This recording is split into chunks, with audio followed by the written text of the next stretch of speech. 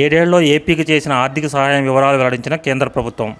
ఏడేళ్లుగా ఆంధ్రప్రదేశ్ ప్రభుత్వానికి కేంద్రం అందించిన ఆర్థిక సహాయ వివరాలను కేంద్ర ప్రభుత్వం వెల్లడించింది.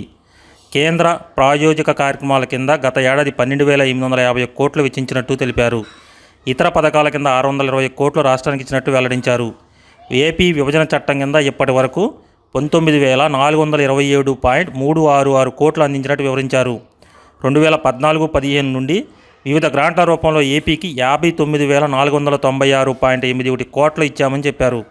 విదేశీ సంస్థల సహాయంతో 39,343 కోట్లతో 14 ప్రాజెక్టులు చేపడుతున్నట్లు కేంద్రం ఈరోజు వెల్లడించింది. ఫోర్బ్స్ 100 టు వాచ్ జాబితాలో 22 భారత అంకురాలు. భవిష్యత్తులో పెద్ద కంపెనీలుగా మారేందుకు అవకాశం ఉన్న సంస్థల జాబితాను రూపొందించి 100 టు వాచ్ పేరిట ఫోర్బ్స్ సంస్థ జాబితా రూపొందిస్తుంది. గతంలో ప్రపంచవ్యాప్తంగా ఈ జాబితా విడుదల చేసింది. ఈసారి మరియు తొలిసారి ఆసియా పసిఫిక్ దేశాల్లోని 100 సంస్థలను గుర్తించి ఫోర్బ్స్ జాబితా తయారు చేసింది. మొత్తం 10 రంగాల్లోని సంస్థల నుంచి వీటిని ఎంపిక చేశారు. సాంకేతిక, ఆరోగ్య సంరక్షణ, ఈ-కామర్స్ అండ్ రిటైల్, ఆహారం, ఆతిథ్యం, విద్యా, నియామకాలు, నిర్మాణం, ఇంజనీరింగ్, వ్యవసాయం, రవాణా, ఫైనాన్స్, వినోదం, మీడియా రంగాల్లోని సంస్థలు ఇందులో ఉన్నాయి. ఈ మొత్తం జాబితాలో చైనా, దక్షిణ కొరియా, మలేసియా, ఆస్ట్రేలియా సహా 17 దేశాల సంస్థలు ఉండగా అందులో 22 సంస్థలు భారతదేశానికి చెందినవి ఉండడం గమనార్హం. భారత్ నుంచి ఎక్కువగా వ్యవసాయం, బయోటెక్నాలజీ, ఆరోగ్య సంరక్షణ అంకురాలు ఉన్నాయి. ప్రమాదం ముంచుకొస్తుంది.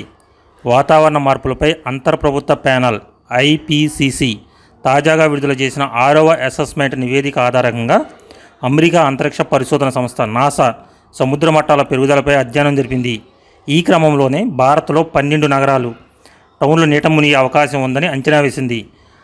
ఈ శతాబ్దం చివరికల్లా కాండ్లా, ఓకా, భావనగర్, ముంబై, మంగళూరు, కొచ్చి, విశాఖపట్నం, చెన్నై వంటి మొత్తం 12 నగరాలు 2.7 అడుగుల లోతు నీటిలో మునిగే అవకాశం ఉందని హెచ్చరించింది. రిజర్వ్ బ్యాంక్ ఆఫ్ ఇండియా ఈరోజు ఒక కీలక నిర్ణయం తీసుకుంది.